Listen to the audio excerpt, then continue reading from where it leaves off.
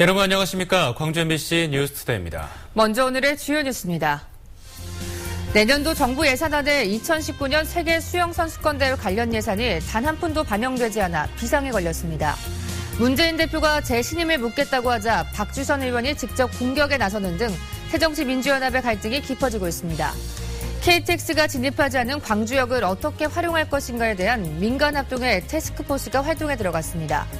2016학년도 수시전형 원서 접수가 전남대와 조선대, 동신대 등에서 본격적으로 시작됩니다. 유치 때부터 말이 많았던 2019년 세계 수영 선수권 대회 준비에 비상이 걸렸습니다. 내년도 정부 예산안에 관련 예산이 단 한 푼도 반영되지 않았는데 광주시 예산만으로 준비해야 해 당장 조직위원회 구성도 어려운 처지입니다. 한신구 기자의 보도입니다. 국제 수영 선수권 대회 준비를 위해 광주시가 당장 내년에 필요한 예산은 46억 원입니다. 문체부에선 15억 원이 반영됐었지만 정부의 최종 예산 편성 과정에서 누락돼 단 한 푼도 반영되지 않았습니다. 대회가 채 4년이 남지 않은 상황에서 정부 예산에 포함되지 않은 것은 우리나라 국제대회 사상 유례없는 일입니다. 표면적으로는 지자체의 무분별한 국제대회 개최를 지향한다고 하지만 이면엔 이른바 괘씸죄가 적용되고 있다는 분석입니다.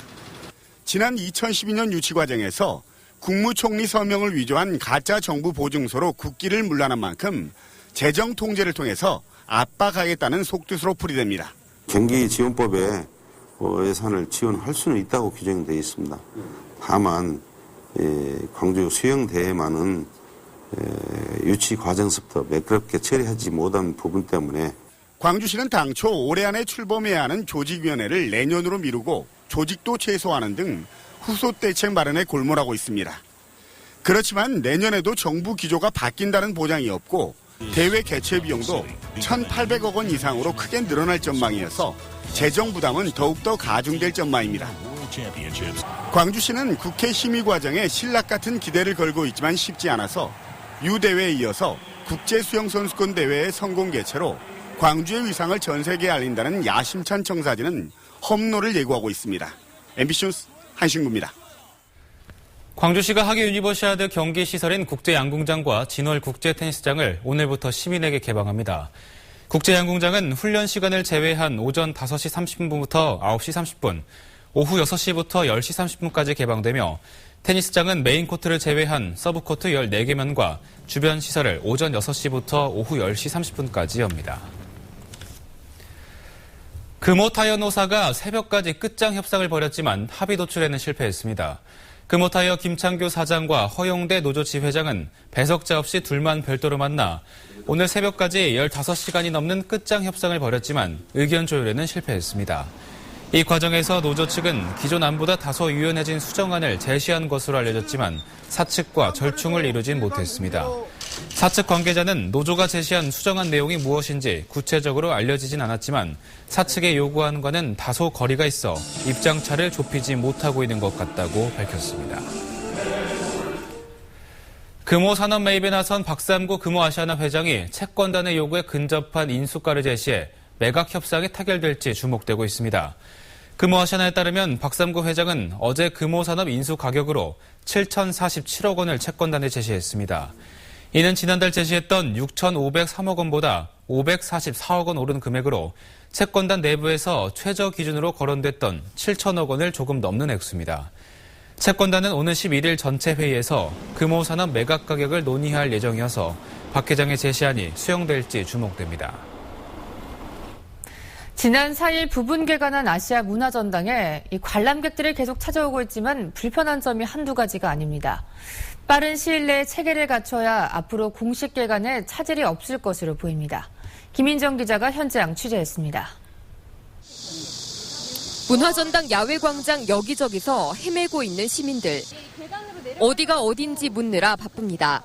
아, 그래요? 네, 예. 고맙습니다. 화살표가 이렇게 딱딱 있어야 바로 이렇게 자기가 정해가지고 가는 것 아닌가요? 근데 여기서는 계속 들어와서 물어봐야 되고 건물만 크니까 어떻게 어딘지 모르고 그러다. 거대한 문화전당 안에서 길을 찾지 못하는 관람객들도 보였습니다. 건물이 지하로 들어가 있어서 다소 미로 같은 구조인데다 안내 표지판도 부족한 실정이기 때문입니다. 아이를 데리고 공연을 보러 왔지만 표 끊기부터 모든 게 당황스럽습니다. 몇 표가 남았는지도 확인해야, 저희 보고 직접 확인해야 되고 위치도 정확하게 알려주지 않으셔가지고 좀 그게 불편했던. 다소 어려울 수 있는 콘텐츠에 설명이 빠져있는 경우도 왕왕 있어 관람객들은 뭐가 뭔지 모른 채 지나갑니다. 설명도 제대로 있는 거 있고 없는 거 있고, 주변에 이제 그 티셔츠 입고 계신 분들 많이 있는 것 같은데 왜 서 있는지 모르겠어요. 부분 개관 직전까지 내부 공사를 했던 건물 안은 공기가 좋지 않아 두통을 느끼는 관람객들도 있습니다. 그 화학약품이랄까 그 공기는 아주 좀 계속 많이 나요. 그래서 이제 새로운 시설이라 그렇지 않느냐 이런 생각이 듭니다.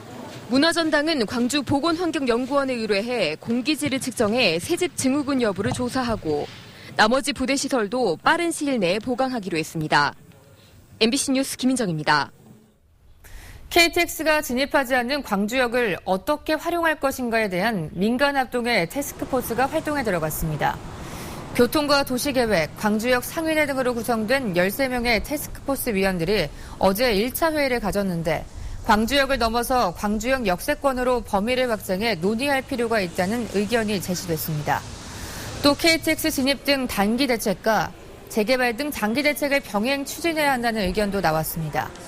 태스크포스는 앞으로 국내외 개발 사례 등을 검토하는 등 바람직한 활용 방안을 모색하게 됩니다.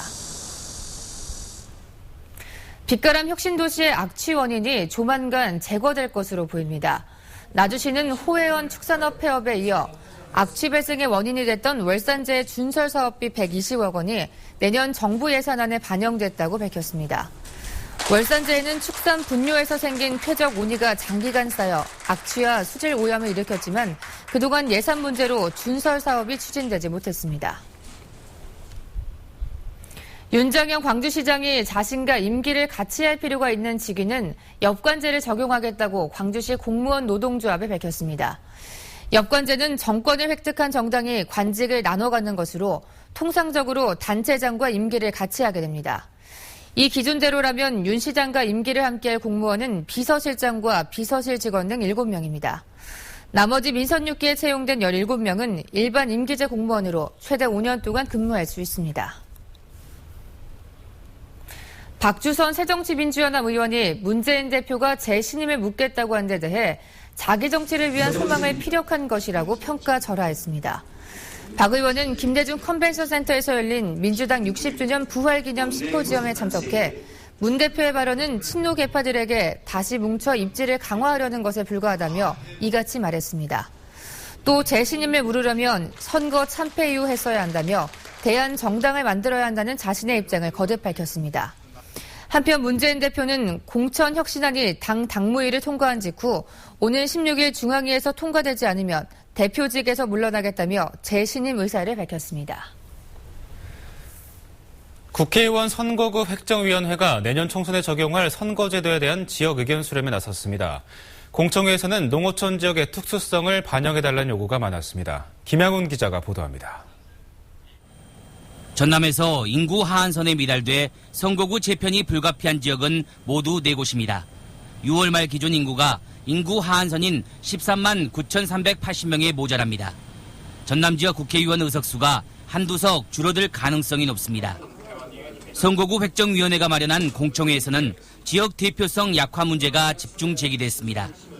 단순히 인구만 놓고 선거구를 획정하는 것은 잘못됐다는 것입니다. 낙후된 농어촌을 대변자가 없어지게 되기 때문에 이 농어촌은 특별 지역으로 책정을 해서 지역 대표성, 농어촌 지역 특수성을 확보하는 방식을 놓고는 의견이 엇갈렸습니다. 이 300석으로 고정하기로 했기 때문에 일단 300석을 유지해야 됩니다. 그래서 비례를 소폭 줄이고 농촌 지역의 지역구를 좀 늘리는 것이 방안이고요. 농어촌 지역의 대표성을 확보하고자 한다면 비례대표제 이원에 여당이든 야당이든 농어촌 의원을 비율적으로 의무적으로 반영하는 것이 좀 더 현실적이지 않은가 생각을 해요.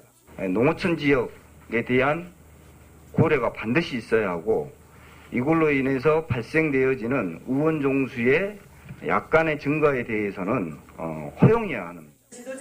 국회의원들의 기득권 지키기로 흐른다는 지적도 나왔습니다.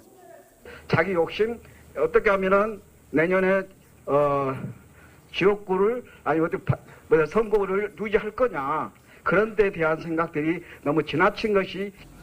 선거구 획정위원회는 다음 달 중순 선거구 획정안을 국회에 제출할 계획입니다. 하지만 국회가 의원 정수를 포함한 선거구 룰을 결정하지 못한 상황 속에서 공청회가 진행돼 지역 의견 수렴이라는 요식 행위가 이루어졌다는 비판도 나왔습니다. MBC 뉴스 김양훈입니다. 광주 전남 지역 대학에서도 2016학년도 수시 전형 원서 접수가 시작됐습니다. 전남대학교는 오늘부터 수시 모집으로 2,517명을 선발하고 조선대학교는 3,142명의 신입생을 뽑습니다. 호남대는 1,606명, 광주대는 1,387명, 동신대도 1,514명을 수시로 뽑는 등 지역 대학들이 적게는 모집 정원의 60% 안팎에서 많게는 90% 이상을 수시 전형으로 선발합니다. 수시 지원 횟수는 6회로 제한되고 등록 여부와 관계없이 추가 합격자도 정시에 지원할 수 없습니다. 전남의 다문화 학생이 급증하고 학습 부진도 심각한 것으로 나타났습니다. 교육부가 새정치연합 유은혜 의원에게 제출한 국정감사 자료에 따르면 전남 지역 초등학생 가운데 다문화 학생의 비율은 4.35%로 전국에서 가장 높고 특히 저학년으로 갈수록 비율이 높아져 1학년은 다문화 비율이 6.72%로 나타났습니다. 또 다문화 학생 중 학습 부진 학생의 비율이 10.96%로 일반 학생보다 2배 정도 높았습니다. 광주 전남 지역 학교에서 창고나 도서실 등이 샌드위치 패널 구조로 건축된 곳이 많은 것으로 드러났습니다. 새정치민주연합 박홍근 의원이 교육부로부터 제출받은 자료를 분석한 결과 광주는 135곳, 전남은 289곳의 초중고등학교에서 화재에 취약한 샌드위치 패널을 쓴 것으로 나타났습니다. 특히 이들 시설 대부분에 고정식 소화장치가 설치돼 있지 않고 소화기만 거쳐진 것으로 파악됐습니다. 박 의원은 서둘러 예산을 확보해 시설을 교체하고 고정식 소화장치도 갖춰야 한다고 지적했습니다.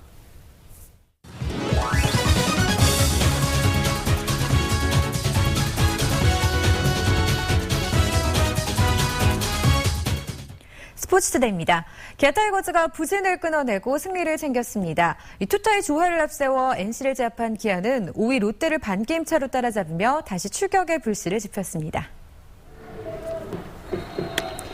3루까지 가서도 홈으로 들어오지 못하고 이 선두 타자가 2루타를 치고 나가도 불러들이지 못하며 경기 초반까지는 먹구름이 잔뜩 끼었습니다. 0대2로 뒤지고 있었지만 스탠스는 동료들을 믿고 있었고 3이닝 연속 3자 범퇴로 추가 실점을 막았습니다. 그러자 타선에서 응답했습니다. 이 3위 타선에서 연속 안타를 뽑아내며 추격의 신호탄을 쏘아올리더니 이범호와 김민우가 연타석 홈런을 쏘아올리며 역전까지 성공합니다.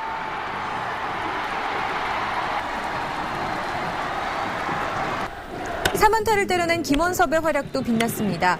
첫 득점을 만들어내고 이 달아나는 적시타를 추가하더니 2루 탈성 타구를 잡아내는 호수비까지 공수에서 존재감을 드러냈습니다. 이 투타의 조화 속에 스탠스는 부진을 끊어내고 6.1이닝 2실점으로 11승을 챙겼습니다. 31 guys. I know all of us want to, make a playoff push and get to the playoffs, and that's, I know that's what the fans want, and I know all these guys in here, doing their best to, try to win games. 광주 월드컵 경기장에서도 승전보가 울렸습니다. 광주FC가 인천을 상대로 1대0 승리를 거두고 연패를 끊어냈습니다. 선제골은 김호남의 발에서 나왔습니다. 후반 12분 이찬동이 올린 크로스를 김호남이 연결시키며 인천의 골망을 갈랐고 이 골은 인천전 첫 승리이자 홈 복귀 후 5경기 만의 승리를 결정짓는 값진 결승골이 됐습니다. 또 홈에서 하는 경기를 또 계속 이기지 못해서 홈 팬분들에게 좀 죄송스러운 마음을 가지고 경기에 임했는데 그동안에 부진을 좀 씻고 제가 할 수 있는 부분을 다 하자고 했는데 오늘 저희들이 의도했던 대로 좋은 방향으로 잘 끌고 간 것 같아요. 어제 롯데와 한화가 동반 패배하며 기아와의 격차를 좁혔습니다. 현재 롯데가 반게임차 앞선 채 5위에 올라있고 한화와 기아가 승차 없이 6, 7위에 이름을 올리고 있습니다. 기아는 오늘부터 잠실에서 두산과 2연전을 치릅니다. 오늘 기아의 선발은 임준혁, 두산은 유희관 선수입니다. 스포츠투데이였습니다. 순천만 국가정원에 53m 높이의 전망대가 들어섭니다. 이 기업의 기증으로 건립되는 국가정원 전망대는 내년 초 착공될 예정입니다. 박민주 기자입니다. 하늘에서 본 순천만 국가정원입니다. 평지에서는 볼 수 없는 정원의 입체감이 시선을 사로잡습니다. 형형색색의 꽃들과 정원, 여기에 꿈의 다리로 이어지는 조형물까지 대한민국 제1호 국가정원의 색다른 모습을 드러냅니다. 앞으로는 이 같은 풍경을 53m 높이의 전망대에서 볼 수 있게 됩니다. 은행과 건설업체가 50억 원을 들여 전망대를 건립해 기부 체납하기로 하고 국가정원 선포식에 기증서를 전달했습니다. 순천만 정원 수목원 정상에 들어서는 전망대는 내년 초 착공해 오는 2017년부터 본격적으로 운영될 예정입니다. 전망대는 국가정원 품격에 맞는 랜드마크 예술품으로 만들게 됩니다. 올 하반기 정도에 세계적인 유명한 건축가 겸 디자이너를 선정을 해서 설계를 해서 내년 말까지 지금 전망대를 완성하도록 계획을 하고 있습니다. 국가정원 전망대 운영 방향은 앞으로 순천시의회의 협의 절차를 거쳐 최종 결정될 것으로 보입니다. 국가정원 1호 순천만 정원, 국가정원 지정을 계기로 정원을 다양하게 볼 수 있는 콘텐츠가 새롭게 시도되고 있습니다. MBC 뉴스 박민주입니다. 빅데이터를 활용해 지역 맞춤형 기상 정보를 제공하기 위한 워크숍이 열립니다. 광주지방기상청은 김대중 컨벤션센터에서 빅데이터를 활용한 지역 기후 서비스를 주제로 워크숍을 열고 천일염과 전복 등 지역 특산품 생산을 위한 지역형 기후정보 서비스 개발에 대한 추진 성과를 발표합니다. 빅데이터를 활용 융합해 지역 기상 서비스를 확산시키는 방안도 더불어 논의됩니다. 제7회 국제기후환경산업전이 김대중 컨벤션센터에서 개막됐습니다. 오는 11일까지 열리는 이번 산업전에는 포스코건설과 기아자동차 등 143개 기관이 380여 개 부스를 마련해 신기술과 신제품을 선보이고 있습니다.